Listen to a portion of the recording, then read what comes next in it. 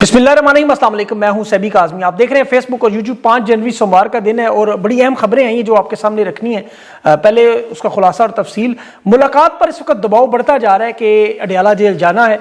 तहरीक इंसाफ की तहरीक को कामयाब करार दिया जा रहा है और इदारे के और इंटरनेशनल हालात का बड़ा अहम असर जो रिपोर्ट पूरी सामने आई वो मैं आपके सामने रखूंगा। मिडल ईस्ट के हालात में सऊदी अरब अमारात को शिकस्त के बाद इसराइल का बरह रास्त टकराव, फ़लस्तीन में सऊदी हुकूमत ने डायरेक्ट इमदाद का फैसला और ईरान के हालात पर वही तारीख मगरबी मीडिया फेक न्यूज़ चलाने पर क्यों मजबूर, ईरान में तैयारियां क्या हैं। सुहेल अफरीदी के इस्लामाबाद में बड़ा इकट्ठ, इस्तकबाल, वकला की तहरीक तहफ़्फ़ुज़ आइन का GT रोड पर अवामी राब्ते मुहिम का और अडियाला के बाद अलीमा खान का बड़ा ऐलान, कुरान मजीद लेकर 10,000 लोगों की शिरकत का ऐलान और इदारे के अंदर उखाड़ पुछाड़ नए लोगों का आना और नून लीग का भी चौधरी निसार को फिर वापसी की एक दफ़ा नारे शुरू हो गए। चचा भतीजी के इख्तलाफात भी हैं। नवाज शरीफ को महमूद अचकज़ई के नाम पर एतराज़ कैसे ख़त्म हुआ और शुमाली वज़ीरिस्तान में ड्रोन हमला भी हुआ। तहरीक इंसाफ का सख्त रद्द-ए-अमल। अमरीकी सड़कों पर वेनेजुएला के सदर की बेहुरमती की गई। तुर्की जाने की वेनेजुएला के सदर ने पेशकश ठुकरा दी। अगला निशाना मैक्सिको क्यों। इन खबरों की तफसील से बात करते हैं। कल मंगल का एक बहुत बड़ा दिन है, इमरान खान की मुलाकातें भी हैं, वो तफसीलात आपके सामने हैं, लेकिन उसकी तैयारियां जो है वो अलीमा खान ने आज बड़ी अहम ट्वीट की। लोगों को कुरान पाक लाना और साथ यासीन का विर्द, वहाँ शोहदा के लिए दुआएं, असीरान के लिए, बेगुनाह जो कैदियों पर जुल्म सितम है उसके लिए कुरान पाक का विर्द, बड़ा अच्छा अमल। और आप लोगों का शुक्रिया कि ये पैगाम मेरा उन तक पहुंचा है आपके जरिए, पाकिस्तान की आवाम के जरिए। पिंडी इस्लामाबाद के लोगों को ये यकीनी बनाना है कि कम से कम 10,000 लोग वहाँ यासीन का विर्द करने ज़रूर पहुँचे। बरतानिया में पाकिस्तानी हाई कमीशन के सामने भी ISF, तहरीक इंसाफ, ओवरसीज़ पाकिस्तानी हर मंगल के दिन से एक मुसलसल इकट्ठ कर रहे हैं। जनूबी अफ्रीका में डरबन में भी वहाँ तहरीक इंसाफ का इकट्ठ हो रहा है और अभी इटली में भी एक कन्वेंशन की तैयारियां हैं। अमेरिका में एक बड़ी प्रेस कॉन्फ्रेंस है। सबसे जो बड़ा मामला ओवरसीज़ पाकिस्तानी 8 फरवरी की तैयारियां शुरू हो चुकी हैं और यह मैं आपको कबल अज़ वक्त बता रहा हूँ, बड़ी शिद्दत से पूरी दुनिया में ओवरसीज़ पाकिस्तानी 8 फरवरी के हवाले से एहतजाज की तैयारियां मुज़ाहरे पुरअमन अंदाज में आपको ये नज़र आएंगे। खैबर पख्तूनख्वा की तैयारी का पूरा फेज़ भी मुकम्मल हुआ और कराची का दौरा 9 तारीख भी। और अब पंजाब में बड़ा अहम मामला स्ट्रीट मूवमेंट का आगाज़ अरूज पर। आगही मुहिम में पंजाब में जो UC लेवल पर, तहसील लेवल पर, डिस्ट्रिक्ट, रीजन, तमाम MNAs, MPAs, टिकट होल्डर्स, आवाम को पोस्टर, पम्फलेट्स, फर्दन लोगों को बताया जा रहा है कि 8 फरवरी के लिए तैयारी करें। ये मैं आपको बड़ी तफसील से बता रहा हूँ। तहरीक तहफ़्फ़ुज़ आइन ने GT रोड अपना मिशन जो इस्लामाबाद से लाहौर का अवामी राब्तों के लिए 4 मुकामात इन्होंने चुने, गुजरात, गुजरांवाला, शाहदरा और लाहौर। इसके बाद मीनारे पाकिस्तान दाता दरबार पर हाजिरी और 3 दिन लाहौर में क़याम होगा, मुख्तलिफ तकरीबात और खिताबात होंगे। आज इस्लामाबाद में भी सुहेल अफरीदी जब पहुंचे इस्लामाबाद बार में, डिस्ट्रिक्ट में, वहाँ उनका बड़ा वकला ने इस्तकबाल, बड़ा हैवी किस्म का बार एसोसिएशन में सीनियर वकला भी मौजूद, ईमान मजारी उनके शोहर हादी चट्ठा भी थे और ये जो इस्तकबाल नज़र आया ऑडिटोरियम में, पहले तो बत्तियाँ शत्तियाँ बुझाने की कोशिश की गई लेकिन इसमें बड़ी अहम बातें सुहेल अफरीदी ने की वकला तहरीक के हवाले से कि मुल्क उस नहज पर पहुंच चुका है कि आगे खुदा न ख्वास्ता तबाही है। अल्लाह से दुआ की कि बजाय और वकला को कहा कि साथ दें कि जिस तरह पाकिस्तान बनाने वाला वकील, पाकिस्तान बचाने वाले वकील खड़े हों। खैबर पख्तूनख्वा में जो मिलिट्री ऑपरेशन उसकी भी सख्त मुखालफत की और बताया कि ये बदमाशी और बंदूक की नोक पर हो रहे हैं। ड्रोन हमला हुआ उसकी भी उन्होंने आज यही बात की। लेकिन अब यहाँ हुकूमती मुज़ाकरात के सिलसिले में बड़ी अहम पेशरफ्त जो महमूद अचकज़ई पर नवाज शरीफ ने ग्रीन लाइट दे दी अपोजिशन लीडर बनने के, ताकि वो मुज़ाहमत ख़त्म की जाए। ख्वाजा आसिफ का बयान आया कि 40 साल पुराना दोस्ती ये तल्लक है और एयाज सादिक को तो नवाज शरीफ के हवाले से बाकायदा खबर है कि इन्होंने मिसाक़ जमहूरियत भी करवाया था पीपल्स पार्टी से। 2014 के धरने में नून लीग का साथ भी दिया था खान की मुखालफत में। तो अगर ये खान पर एतमाद कर रहे हैं, गारंटी दे रहे हैं, तो हमें एक मौका देना चाहिए। अब इसमें जो एक बहुत बड़ी शर्त इस्टेब्लिशमेंट की तरफ से सोशल मीडिया के 13 अकाउंट्स और तनकीद और सख्त ले जा, उस पर यही कहा जा रहा है कि मुलाकात कम से कम DG लेवल की इमरान खान से करवाई जाए। वहाँ मुलाकात होगी अडियाला जेल में, बराह रास्त बातचीत होगी, तहरीक इंसाफ के वर्कर्स पर और पार्टी रहनुमाओं पर जुल्म सितम मामलात ख़त्म होंगे, उनको उठाने, अगवा करने, बगावत के मुकदमात, घरों को जलाने की कोशिश, ये सारा मामला इनका खौफ ख़त्म होगा तो फिर मामलात खुद बहुत बेहतरी की तरह। ये मुलाकात की तैयारियाँ हैं। अब देखें होती है नहीं, ये तो अल्लाह ही जानता है, लेकिन इसकी एक छोटी सी मिसाल इन्हें समझनी होगी। कैदी नंबर 804 का गाना जिस पर भी बगावत का मुकदमा बना, देखिए थोड़ी सी अकल होती तो इस गाने को 13 करोड़ लोगों ने पाकिस्तान में सुना। روزانہ نت نئے گانے آتے ہیں، ڈرامے آتے ہیں، فلمیں بنتی ہیں، لیکن عمران خان کے متعلق چیزیں کیوں وائرل ہوتی ہیں؟ ویلاگس تو ان کے لوگ بھی کرتے ہیں، تبصرے ان کے لوگ بھی دیتے ہیں، خبریں ان کے لوگ بھی دیتے ہیں، آپ ہمیں کیوں سنتے ہیں؟ انہیں لوگوں کو پتا ہے کہ یہ جھوٹ کا کاروبار کر رہے ہیں، بیوپار کر رہے ہیں۔ 13 کروڑ لوگ اگر نقدہ کوکا سن رہے ہیں تو یہ نکارہ زبان خلق، نکارہ خدا ہے۔ اسی چیز کو سمجھے، اور جو چیز ویلاگس میں، ویڈیوز میں ہم سمجھانے کی کوشش کرتے ہیں، بتانے کی کوشش کرتے ہیں کہ دیکھیں یہ نہ تو امریکہ کے وہ صدر ہے کہ وینزویلا کے صدر اس کی بیوی کو اٹھا لیں اور فرق نہیں پڑے گا، نہ وینزویلا ہے کہ 303 ارب ڈالر کے ذخائر موجود ہیں، نہ یہ ایران کی طرح قدرتی گیس اور پیٹرول کے ذخائر رکھتے ہیں کہ 40 سال کی پابندیوں کے باوجود، 13 دن اسرائیل جیسی جنگ کے باوجود، بمباری جیسے اسرائیل اور امریکہ نے کی، اس کے باوجود وہاں کامیاب ہو جائیں گے۔ یہ اپنے حالات تو دیکھیں، خدا نخواستہ ان حالات میں جو سوویت یونین کی طرح 16 ممالک میں بٹنے کا خطرہ، یا خدا نخواستہ عراق یا شام بن جانا، یہ امریکہ اسرائیل تو نہیں بن سکتے۔ گراؤنڈ ریئلٹی اور زمینی حقائق کو سمجھیں۔ یہاں پر انہیں یہ بار بار اسی لیے سمجھایا جاتا ہے کہ 90% عوام ایک طرف کھڑی ہے، اور دنیا میں جہاں بھی عوام کی اکثریت ایک نظریے پر کھڑی ہو، آخری جیت انہی کی ہوتی ہے۔ میں آپ کو آگے چل کے اس کی دلائل اور ثبوت دیتا ہوں۔ ابھی ان کے پاس جو سب سے بڑی رپورٹ آئی کہ ایک تو انٹرنیشنل حالات ان کے لیے سازگار نہیں، اور تحریک انصاف کی تحریک کامیاب ہونے کے 100% چانسز، رپورٹ کے ساتھ نون لیگ اور پیپلز پارٹی کے اپنے رہنماؤں کے دعوے کہ یہ تحریک انصاف کی کامیاب ہوگی۔ گورنر سندھ، جاوید لطیف، نواز شریف کی کچن کابینہ کے لوگ یہ برملا کھل کے کہہ رہے ہیں کہ ہمارے پاس ثبوت ہے کہ ادارے کے اندر سے سپورٹ اور مدد مل رہی ہے، اور یہ تحریک 2008 کی طرح کامیاب ہوگی۔ وجہ سپورٹ نہیں ہے، گرفت ان کی کمزور ہے۔ یہ جو تمام دنیا کے ماہرین ایک بار بار کہتے ہیں کہ نظام کلیپس ہو جائے گا، گر جائے گا، ہم لوگ انہیں بتانے کی کوشش کرتے ہیں اس کی وجہ کیا ہے۔ دیکھیں، ایک تو نظام کے کلیپس ہونے کا نقصان بڑا ہے اور بڑا وسیع پیمانے پہ، یہ اسے روکنے کے لیے جو نئے ہتھ کنڈے استعمال کرتے ہیں وہ اس سے زیادہ فضول چیزیں ہیں۔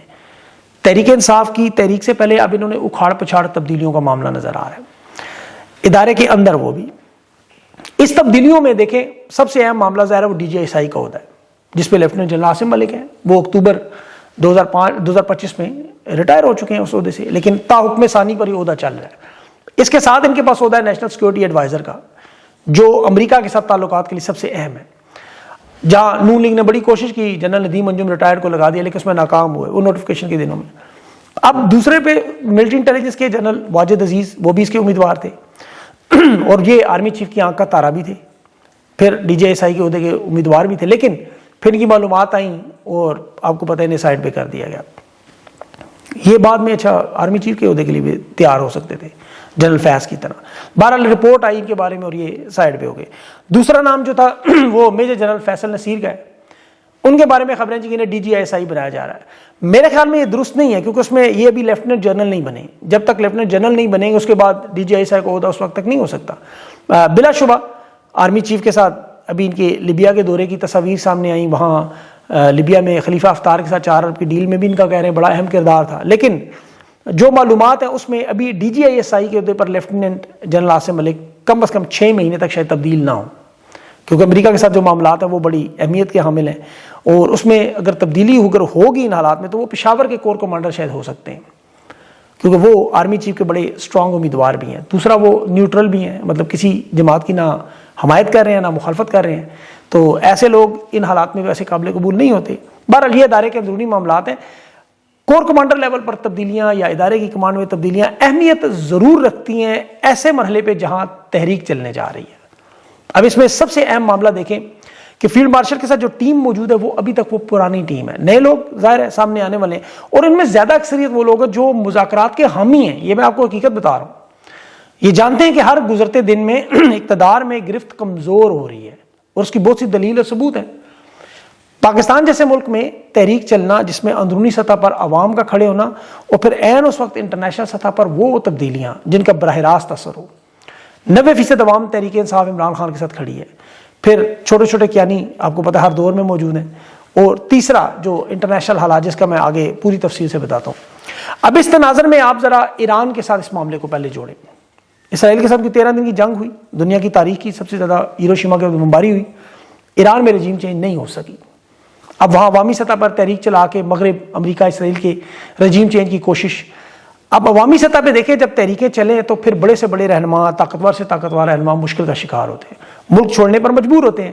ابھی کچھ سالوں میں آپ کے سامنے خطے میں صرف ایشیا اور ہمارے ساتھ سری لنکا میں راجہ پاک سے بھاگتا نظر آیا، افغانستان میں اشرف غنی بھاگتا نظر آیا، بنگلہ دیش میں شیخ حسینہ بھاگتی نظر آئیں، شام میں بشار الاسد کو ملک چھوڑنا پڑا، انڈونیشیا، فلپین، مڈغاسکر، نیپال کے حالات آپ نے دیکھے، حکومتیں بدلی، حالات کیا بنے، اور اس میں جنریشن زی کا سب سے زیادہ خوف، جن کا 90% کردار، پھر باقی عالمی حالات اور ملک کے حالات، معیشت اس پہ جلتی کا تیل کا کام دیتی ہے۔ اب یہاں ایران میں آپ دیکھیں کہ عوام کی اکثریت کس طرف کھڑی ہے۔ وہاں آپ دیکھیں کہ پہلوی خاندان جو واپس آنا چاہتا ہے ان کی 2% مقبولیت ہے، 2% لوگ ان کے ساتھ ہیں۔ یہ اپنی واپسی کے لیے ہر دفعہ شیروانی سلوا کر تیار ہوتے ہیں لیکن ناکام ہو جاتے ہیں، عوام ان کے ساتھ نہیں ہے۔ حالانکہ مغربی میڈیا، امریکہ، برطانیہ، اسرائیل، یہ تمام اخبارات یہ ایران کی حکومت میڈیا میں گرا چکے ہیں۔ مغربی میڈیا نے تو آیت اللہ خامنہئی کو ماسکو تک بھجوا دی ہے۔ اب عوام اگر رجیم کی مخالف ہوتی تو جتنی مغرب نے کوشش کی یہ عرب سپرنگ کی طرح کامیاب ہو چکے ہوتے، عراق، شام، لیبیا کی طرح کامیاب ہو چکے ہوتے، یا جو ممالک میں نے آپ کو بتائے۔ یہاں عوام رجیم کی مخالفت نہیں کرتی سوائے 2% لوگ جو چند لاکھ لوگ رضا شاہ پہلوی کے خاندان کے ساتھ ہیں، یا کچھ اوورسیز ان کے جو لوگ ملک سے جلا وطن ہیں۔ آپ ان کے احتجاج بھی دیکھیں تو یہ پرامن احتجاج نہیں ہے، یہ براہ راست پولیس پر، قانون ساز اداروں پر حملے کر رہے ہیں، انہیں جلا رہے ہیں۔ آپ دیکھیں وہ ویڈیوز، حکومت کی طرف سے بھرپور طاقت کا پھر مظاہرہ نظر آتا ہے۔ پاکستان میں تحریک انصاف نے ایسا کوئی کام نہیں کیا، شیشے توڑے، بسیں جلائیں، جو احتجاج میں پوری دنیا میں نظر آتا ہے، جس کی 6 مہینے قانون میں ویسے ہی سزا ہے۔ ایران کے ان مظاہروں میں آپ کو 200-500 لوگ نظر آتے ہیں، مغربی میڈیا سے بڑا ہائی لائٹ کرتا ہے، پروموٹ کرتا ہے، پاکستان کے بارے میں وہ بات تک نہیں کرتے۔ بنیادی فرق کیا ہے کہ 90% وہاں ایران کی عوام جو ہے وہ موجودہ حکومت کے ساتھ ہے، اسرائیل کی جنگ کو جیتنے کو نظریاتی جنگ کی فتح سمجھتے ہیں۔ وہ جانتے ہیں کہ جو معاشی مسائل وہ برداشت کر رہے ہیں وہ ایران کی حکومت کرپشن، اقربا پروری، بدیانتی یا نائلی نہیں ہے، شہادتوں کا ایک انبار ہے۔ ان کی جو پابندیاں ہیں وہ معیشت کو تباہ کرنے کی اس نظریے کی وجہ سے ہیں کہ وہ فلسطین کے ساتھ کھڑے ہیں، اسرائیل کے مخالف ہیں۔ اگر وہ عرب امارات، مصر کی طرح اسرائیل کا ساتھ دیں، فلسطین کی مخالفت کریں، وہ دنیا کا ایک بڑا عظیم ملک، ترقی یافتہ ملک بن سکتے ہیں، لیکن اس نظریے سے پیچھے نہیں ہٹ رہے۔